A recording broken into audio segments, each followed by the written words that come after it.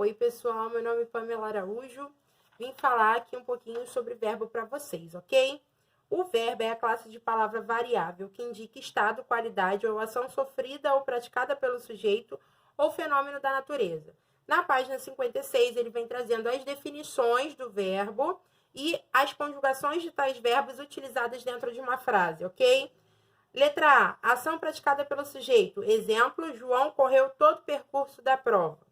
Letra B, ação sofrida pelo sujeito. Exemplo, todos os exercícios foram feitos por Nicole. Terceiro, estado. Pedro está doente. Qualidade, Pedro é bonito. E quinto, fenômeno da natureza, choveu bastante na semana passada. Vamos lá. Conjugações verbais. Quais são os tipos de conjugações existentes? Primeira, que são os verbos terminados em ar, amar, sonhar, falar. Segunda, que são os verbos terminados em er, correr, escrever, vender. Terceira, verbos terminados em ir, partir, sorrir, servir. Os poucos verbos terminados em or, exemplo, pôr, compor e propor, são considerados de segunda conjugação, ok? Flexões verbais. O verbo é a classe de palavra que mais apresenta flexões e podem flexionar-se em número, singular e plural, pessoa, primeira, segunda e terceira pessoa, modo, indicativo, subjuntivo e imperativo, tempo presente, passado e futuro, voz ativa, passiva e reflexiva. E pessoa e número. Já vimos que as pessoas do discurso são apresentadas pelas pessoas gramaticais, primeira, segunda e terceira. E que, quando nos referimos a número, estamos falando do singular e plural. Então, ele coloca um quadro de exemplo aqui para vocês terem essa noção de como fazemos a divisão de singular e plural, primeira, segunda e terceira pessoa, ok? Esse quadro também é importante que vocês deem uma lida aí. Ele conjuga o verbo pensar na primeira, segunda e terceira pessoa do singular e plural. Eu penso, tu pensas, ele pensa, ele ou ela, você pensa, né? Que são as pessoas do singular. E o plural, nós pensamos, vós pensais, eles, elas ou vocês pensam, tá? Em relação ao modo subjuntivo, indica uma hipótese, uma opção, uma possibilidade, um desejo. É possível que chova amanhã, só se o tempo abrisse, iríamos à praia, tá? E o modo imperativo, exprime ordem, pedido, conselho, súplica e convite, tá? Exemplo, não faça barulho, estamos estudando. E o modo indicativo é o modo normal, é o que a gente já está acostumado a usar mesmo, tá? O indicativo exprime certeza. Exemplo, irei ao supermercado amanhã, acordei tarde, perdi o treino. O que seria o modo? O modo verbal é a noção verbal que possibilita ao falante expressar sua própria atitude em relação ao fato expresso pelo verbo, ok? Então, temos aí. Agora, em relação aos tempos verbais, temos o seguinte. O passado, ele é chamado de pretérito. Nós temos o pretérito perfeito, imperfeito e mais que perfeito. O futuro, eu tenho duas classificações, futuro do presente e futuro do pretérito. E o presente, presente normal, ok? Então, temos aí. Ao se ter como referência o momento em que falamos ou escrevemos, podemos dividir o tempo em três partes, que dão origem aos três tempos verbais básicos. Pretérito, ou passado, momento anterior ao da fala. Presente, momento da fala. Futuro, momento posterior ao da fala. Vejamos os tempos básicos do modo indicativo. O tempo pretérito está dividido em pretérito perfeito, mais perfeito ou imperfeito. O perfeito indica uma ação ou fato completamente concluídos no passado. Esqueceu as chaves na casa de Mariana.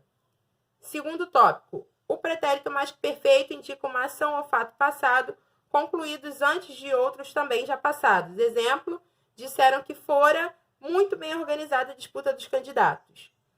E quando cheguei na estação, o trem já partira.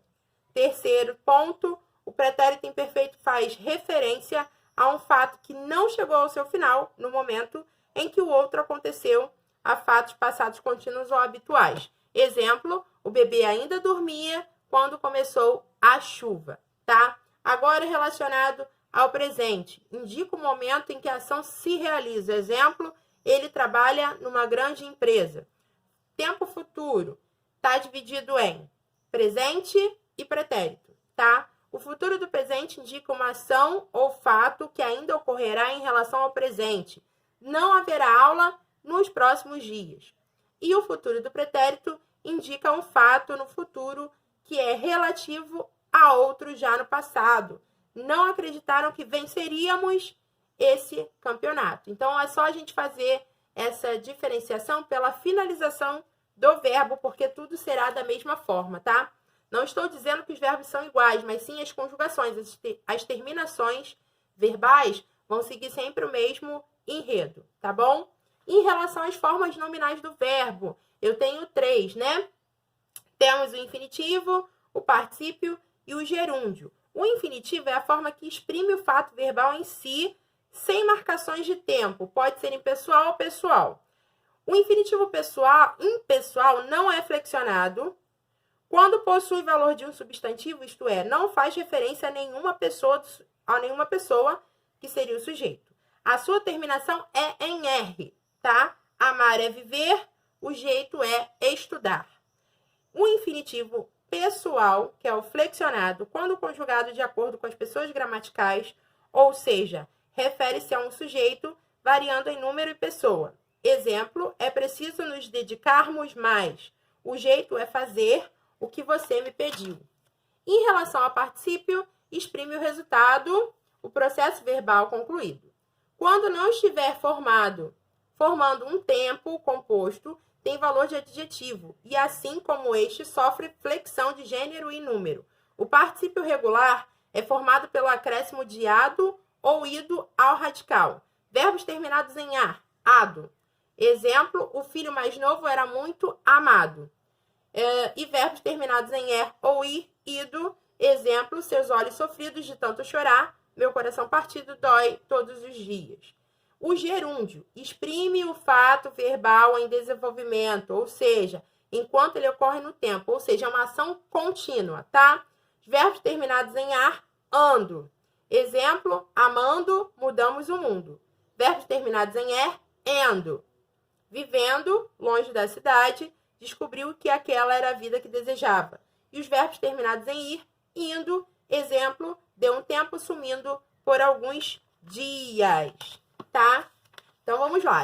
Até aí, a gente já conseguiu fixar algumas coisas que nós estávamos na dúvida.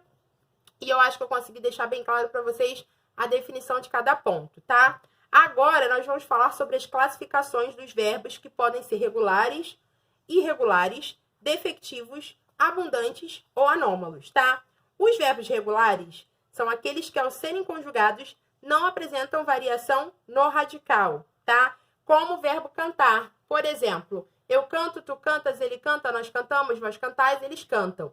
O cante, que é um radical, ele não vai mudar. Então, você sabe que esse verbo é regular, tá? Os verbos irregulares são aqueles que, ao serem conjugados, apresentam alterações em seu radical. Por exemplo, verbo caber, presente do indicativo. Eu caibo, tu cabes, ele cabe, nós cabemos, vós cabeis, eles cabem. E aí, quando eu passo para o pretérito perfeito do indicativo, ele fica eu coube, tu coubeste, ele coube, nós coubemos, vós coubestes, eles couberam. Então, como vocês podem observar, o radical mudou.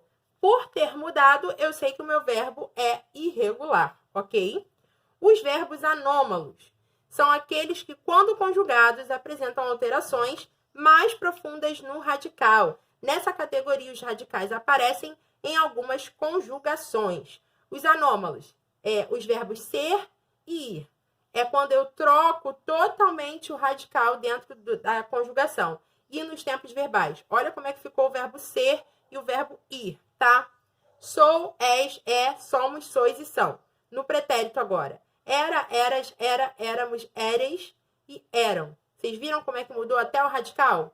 É isso aí. Isso é um verbo anômalo. Já o verbo ir. Eu vou, tu vais, ele vai, nós vamos, vós ides e eles vão.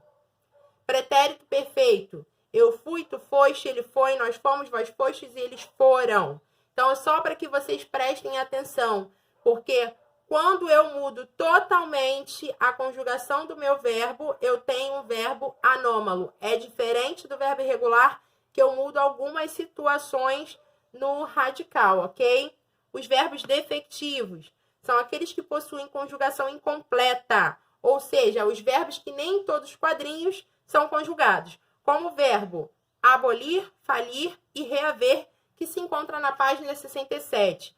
Por exemplo, eu não tenho primeira pessoa do verbo abolir no presente.